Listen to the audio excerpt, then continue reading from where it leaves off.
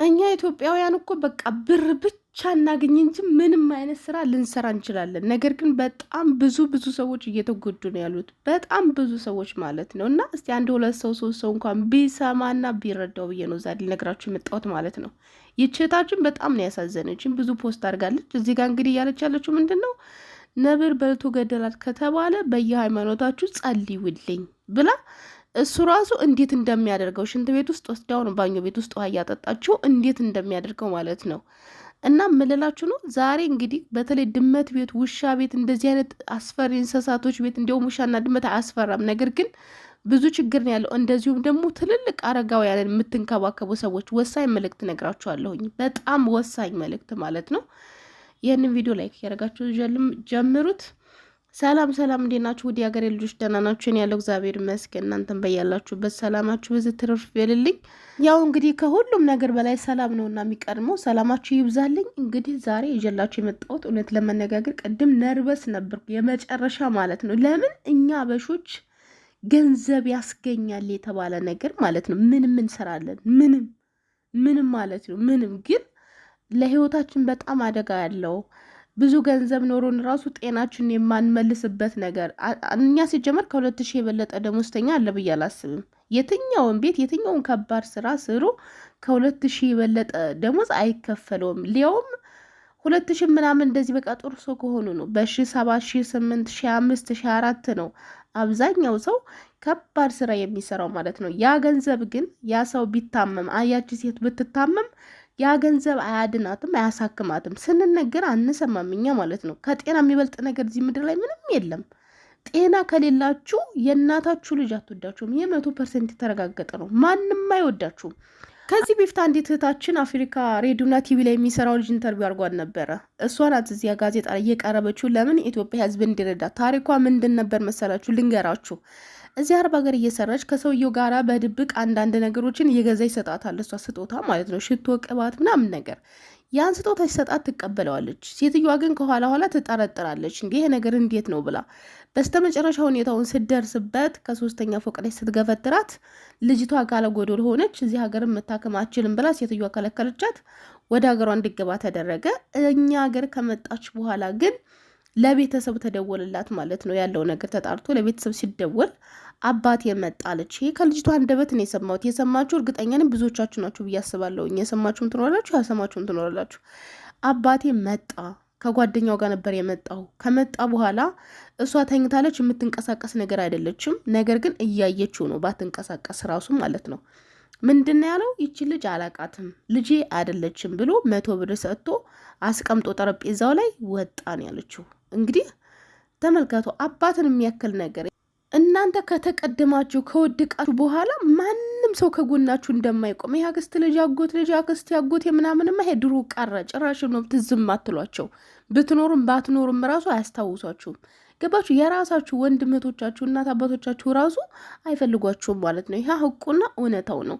ስለዚህ ከምንም በላይ ቅድሚያ ለጤንነታችሁ ማሰብ አለባችሁ፣ ሁላችሁም ማለት ነው። ሁላችንም፣ እናንተ ብቻ ሳትሆኑ ሁላችንም ማለት ነው። ስለዚህ አንደኛ ነገር እኔ እንዳሰሩ የምላችሁ ነገር ይቅርታ፣ በቃ ስራ ሊጠፋ ይችላል፣ ልትቸገሩ፣ ልትራቡ፣ እግዚአብሔር ለእናንተ የከፈተውን ጉሮሮ ይዘጋዋል። በቃ የመጀመሪያ ብዬ የማስበው ነገር ትልልቅ እንክብካቤ የሚፈልጉ ሰዎች ላይ ነው። እነሱን እያገላበጣችሁ ፓምፐርስ የምትቀይሩ፣ ይሄ ፈጣሪ ያደረገው ነገር ነው። እነሱ ስለታመሙ ስለምናምን ስለመጸየፍ አይደለም። ነገር ግን ያላቀማችሁ እነሱን ማገላበጥ በጣም ከባድ ችግር ነው የሚያመጣባችሁ፣ የኋላ ኋላ ማለት ነው።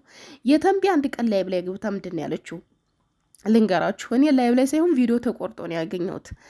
ያለችው በጣም ብዙ ሰዎች ለምንድነው ማትወልጁ ብለው ብዙ ጥያቄ ሲጠይቋት እኔ የምሰራው ቢላ ቤት ውስጥ ነበረ። አንድ ጊዜ 2 ጊዜ ለምን እመላለሳለሁ ብዬ አንድን እቃ ተሸክሜ በአንድ ጊዜ ወደ ፎቅ ይዤ ወጣ ነበር እና ያ ነገር በጣም ጉዳት ስላደረሰብኝ አልቻልኩም። ሕክምናውን እየተከታተልኩ ነው ያለሁት እና እናንተም ብትሆኑ እንደኔ አታድርጉ። እኔ ግን 2-3 ለምን እመላለሳለሁ በሚል ምክንያት ነበር ተሸክሜ ወደ ላይ እወጣ የነበረው እና ያ ነገር ችግር ስለፈጠረብኝ አንዳንድ ችግር ስለፈጠሩ ነው እንጂ ልጅ እኮ ጠልቻ አይደለም። ለምንድነው ሁልጊዜ የምታስታወሱኝ? ለምንድነው በህመሜ ላይ ሌላ ህመም የምትሰጡኝ? ብላ ነው የመጨረሻ በማስጠንቀቂያ አዝና ልቧ ተሰውሮ የተናገረችው ማለት ነው። ይሄ ሁሉ ሰው ላይ የሚደርሰውን ታሪክ እኛ ወደ ራሳችን አምጥተን ታልተማርንበት እኛ ጋር እስከሚደርስ ድረስ ከጠበቅን ይሄ በጣም በቃ ጅልነታችንን ነው የሚያሳየው ብዬ ነው ማስበው። ገባችሁ? እና ትልቅ ሰው ጋር ሄዳችሁ ማገላበጡ በጣም ከባድ ነው። ለጊዜው አይሰማችሁም፣ ወጣት ናችሁ፣ ጉልበት አላችሁ። ነገር ግን የኋላ ኋላ ችግር ሊፈጥርባችሁ ይችላል ማለት ነው። እንደዚህ አይነት ነገር ገንዘብ ቢያስገኝ ራሱ ቢቀርስ ማለት ነው። ሌላ ቀለል ያለ ስራ አቅማችንን የሚያማክል ስራ ፈጣሪ እስከሚሰጠን ድረስ በትዕግስት መጠበቅ ይሻላል ብዬ አስባለሁ። እና ጥንቃቄ አድርጉ። ለጊዜው ነው፣ ሁሉ ነገር ቀሪ ነው። ገንዘብ ቢኖራችሁ ራሱ ያመጣችሁት ገንዘብ ለሕክምናችሁ ላይበቃ ይችላል። አንዱ ሳውዲ አረቢያ ለሀጅ እየሄደ ምንድን ያለው አንዲት እህታችን ወድቃ አገኛት። ወድቃ ሲያገኛት ወደ ሕክምና ሲወስዳት 150 ሺህ ሪያል ነው የተጠየቀችው ማለት ነው።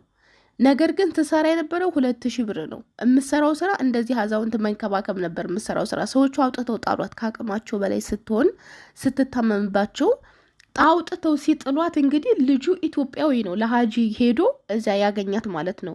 ገባችሁ? ይሄን ያህል ገንዘብ እሷ ምንም ነገር የላትም። እኛ ለጊዜው ነው ሁሉም ነገር። አሁን ይቺ ልጅ እንግዲህ አይበለውና ነክሶ ቢገላትስ የሆነ ነገር ቢያረጋትስ? በቃ እኛ አበሾች ነፍሳችን እስካልወጣች ድረስ ምንም አያስፈራንም። ገንዘብ ብቻ ይሁን ገንዘብ በቃ። አዎ ድህነታችን በጣም ከባድ ነው። ድህነት ብዙ ነገር እያደረገ እያየ ነው ያለ ነው። ወንድሞቻችን በሳውዲ ራሱ ያለው ህግ በጣም ከባድ እንደሆነ ይታወቃል። ሳውዲ ላይ ይቅርታ ምናምን የሚባል ነገር እንደሌለ ይታወቃል። የተለያዩ መጠጦችን ምንም እንኳን ወንጀል ምናምን ባይሆን መጠጥ እንግዲህ ወደ ሆድ የሚገባ ነገር ነው። ነገር ግን በሀገራቸው ላይ ደግሞ እነሱ ከልክለዋል፣ መብታቸው ነው። ወንድሞቻችን እንደተከለከለ ያውቃሉ። ብዙ ሰዎች እንዲህ ተደርገዋል የሚባል ወሬ ያውቃሉ። እንኳን እነሱ እኛ ራሱ ወሬው እየደረሰን ነው። እኛ ሌላ ሀገር ሆነን እንኳን እናውቃለን። እንኳን እነሱ እዚህ ሀገር የተቀመጡት ማለት ነው። እያወቁ ግን ጨክነው ይሰራሉ ይሄንን ስራ ማለት ነው። እና ምንም ነገር አይመልሰንም፣ ወደኋላ አይመልሰንም። ከሆነ በኋላ ከመጸጸት አስቀድማችሁ ተጠንቀቁ። ሌላው ነገር ውሻ ቤት የምትሰሩ ውሻ ያለበት ቤት ድመት ያለበት ቤት የምትሰሩ ተጠንቀቁ። አሁንም ቢሆን እናንተ ማለት ለተለያየ ለሳይነስ በሽታ ለብዙ ነገር በሽታ በነገራችን ላይ በተለይ ደግሞ አንድ ነገር ታማችሁ ወዲያው ካልታከማችሁት ለሌላ ነገር ነው የሚያሸጋግራችሁ ማለት ነው። በጣም ጥንቃቄ አድርጉ። እና አመላችሁ ነገር ምንድነው? አንደኛ ነገር ውሻና ድመት ያለበት፣ ሁለተኛ ነገር ያላቀማችሁ አዛውንት ቤት የምትሰሩ፣ ሶስተኛ ነገር እንደዚህ አይነት አስፈሪ እንስሳ ቤታቸው ውስጥ የሚያስቀምጡ ሰዎች ጋር የምትሰሩ ሰዎች ተጠንቀቁ። እነሱ ማንም አይጎዳም፣ እነሱ አይጎዱም። እናንተ የሆነ ነገር ብትሆኑ ሌላ ሰራተኛ ያመጣሉ በገንዘባቸው፣ ግን እናንተ ናችሁ ከስራችሁ የምትቀሩት።